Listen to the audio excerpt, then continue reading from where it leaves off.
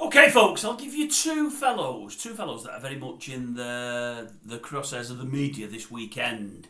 Two fellows off the TV that are both in different kinds of trouble, let's say. Some may say they're not in trouble, but I'm pretty sure that they are one way or another. But two fellows that are handling things very, very differently than one another. The first will be Sean Wilson, that's old Martin Platt, as was from Coronation Street, and as was going to be again. That hasn't happened. And also you've got Gregg again, Gregg Wallace, who's very much in the spotlight these last 3 or 4 days.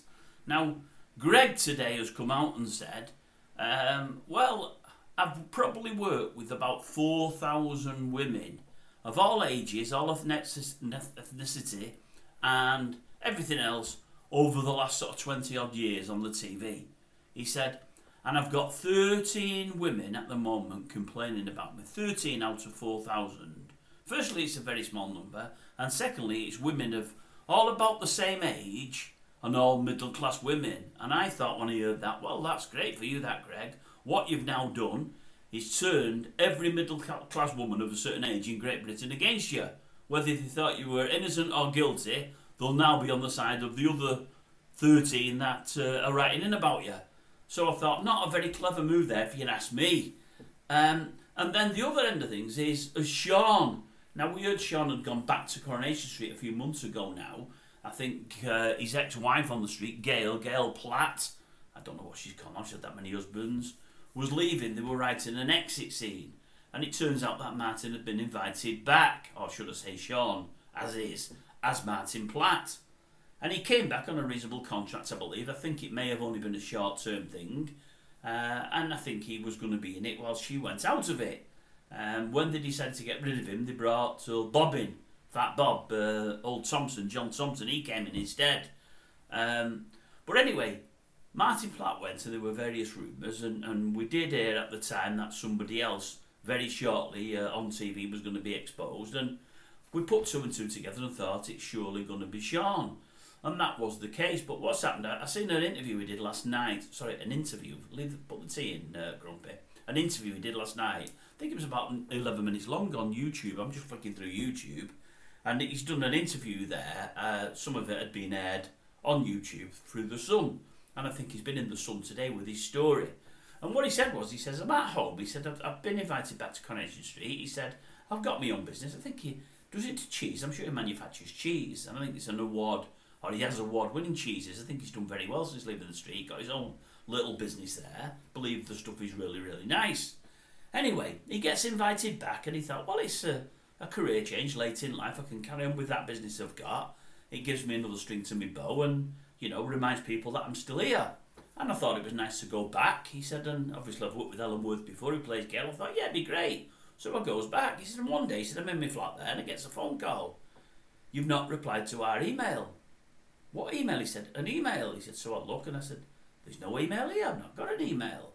Right, well, as it turns out, we need you to come in and have a word with us. Oh, right. Yeah, and it probably would be an idea if you get your manager on as well. Get him on a Zoom call. He obviously isn't with you now. Get him on a Zoom call so he's part of it, and anybody else you'd like to have with you. And he thought, this sounds serious. And they said, we'd like you. And he said, well, I can be in within 10 minutes if you want me to. They said, yeah, 10 minutes is great. We do want you to. So he said, 10 minutes later, I'm in the office. He has a meeting there with them that I believe only lasts about 8 minutes long. And in that 8-minute meeting, they said, we've had an accusation against you of a serious sexual assault carried out, I think it was in 1997, 27 years ago. He said, the assault has been reported firstly to the police. The police have handed it on to the CPS, and the police have contacted us and told us there's an investigation going on. And to that end, we think we're going to look at terminating your contract. Have you got anything to say? And he says, well, who's accused me? What have I done? And I think, if memory serves, now I heard it last night, but it was very, very, very late. I think he's been accused of putting his hand on a younger woman. I think it was on a backside, I think, something similar to what Gregg Wallace was supposed to have done. I think, don't take this wrong and say all. I think that's all he's done, I think. I already can't remember. I've not read about it today, but I heard it late last night before I went to bed. I watched it and I was falling asleep. Anyway, there's been accusation, and because the police have got involved and come and spoke to Grenada, or I ITV, they've decided to bullet him. So they bulleted him, and they've said, look, obviously you've done some work and so on and so forth, and you had a contract with us. What we're going to do, we're going to pay you up for the work you've done up until, it should have come out. We're going to pay for what you've done. Obviously the rest of your contract, because we're finishing you up, I think they've said to him, you're not going to get. All right, he said, and at that time I'm shell-shocked. He said, so I go away and I go seek legal advice. He said, as does my manager with me.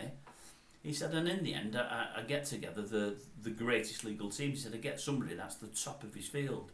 He said, but as is the way, they're extremely dear. And I mean dear. He said, I've spent thousands and thousands and thousands. They ain't been to clear my name. He said, but one of the first things we find when we speak to the police is we go into the police because we want to be interviewed. I want to know who's made the accusation and who she is and what I'm supposed to have done. And they tell me. And the person that's interviewing Sean on the YouTube says, and do you know who it is? Well, he said, I know the name. I didn't know who it was, but it's somebody that works in the background at Coronation Street. But even when they told me the name, I didn't know who it was, but I've asked folks since, and I now sort of know that she worked there, but I don't really know her. Now, he's not said whether or not he's done it, but I'm assuming with him saying he doesn't really know, he believes he's not done it. He said, but the startling thing that comes out when I'm speaking to the police is, they say, we've not been to Coronation Street, we've not had a word with them at all. Now, Coronation Street have told him that the police have been in, and on them coming in to see him, they've decided they need to terminate his contract. So, there's a big lie there if what he's saying is correct. But anyway, he's kept his own counsel, he said nothing. He said, now I've wanted to come out with this story and whatever else, but at the time he said I can't because it's all legal and my legal people are looking at it and they're speaking to the police and whatever else. He said, in the meantime, the person that's accused me of this has never told anyone about it ever in the 27 years. No friends, no relatives, no nobody. Nobody knows anything about it. This person just come out of the woodwork and accused me. But since it's been going on now, the police have come back to me and they've said all charges are dropped. They're not looking into it anymore. He said, make of that what you will. He said, but it is at this stage, he said, I'm thousands and thousands and thousands of pounds out of pocket trying to defend myself. He said, I've got a daughter there that knows nothing about it, nothing at all. And I've not wanted to tell her. And I've not wanted to tell her because I've not known how to tell her. I've not known what I'm going to say. I'm going to have to tell her now. He said, because it's going to be in the Sun this weekend because now I'm talking to you. He said, and I'm probably going to need to tell her before it hits the press. He said, but I've just not known how to. How do you tell your daughter you've been accused of something this horrific 27 years ago? He said, because it is horrific. Now, again, he's not saying, I have not done it, but he's leading you to believe that's the case. And the fact that someone's accused him who says he doesn't know, and somebody's accused him who says he doesn't know, and it now seems all charges are dropped, makes you think he hasn't done it.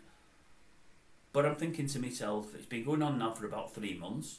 He's just took a back seat and stepped back, let things run the course, and hopefully further down the line he clears his name and he needed to, but it seems he doesn't need to now because charges have been dropped. He's lost a very important job there and probably, is it the biggest show on TV? If it's not, it's very, very close to being. It's as high profile as you can get. And you've got another fella from Oxford down the road there telling folk that middle class women of a certain age are against him, and other than that he's clean and green. And I'm thinking, I'm sure that fella would have been better doing what old Sean did there and just keeping his mouth shut for a few weeks, letting things take the course and then see where he is in 2 or 3 months' time. Anyway, I came out of it feeling very, very sorry for Mr. Wilson there. I mean, I hope he never did it, obviously, but the fact that someone has accused him and it's going no further makes you think that maybe he didn't do it. But I don't know, maybe it's just that there were no witnesses and maybe people were told that she's got no chance of getting a successful prosecution. But then again, you would think had he done something all those years ago, if it was something that bad, you would have thought she'd have told other folk. You wouldn't have thought she'd keep it to herself for 27 years and then decide to come out. All a bit strange. But as I say, old Martin Platt, I think has done a better job of it looking after himself than Gregg with the double G at the end, Wallace is doing at this moment in time. I seen the little bit he put out this morning about middle class women of an age, and I thought, you've definitely shot yourself in the foot there, me old son. Honestly, every middle class woman of probably mid 50s to late 60s, early 70s, is that who you think's against you? They will be now. Don't worry about that. No one likes being labelled, do they?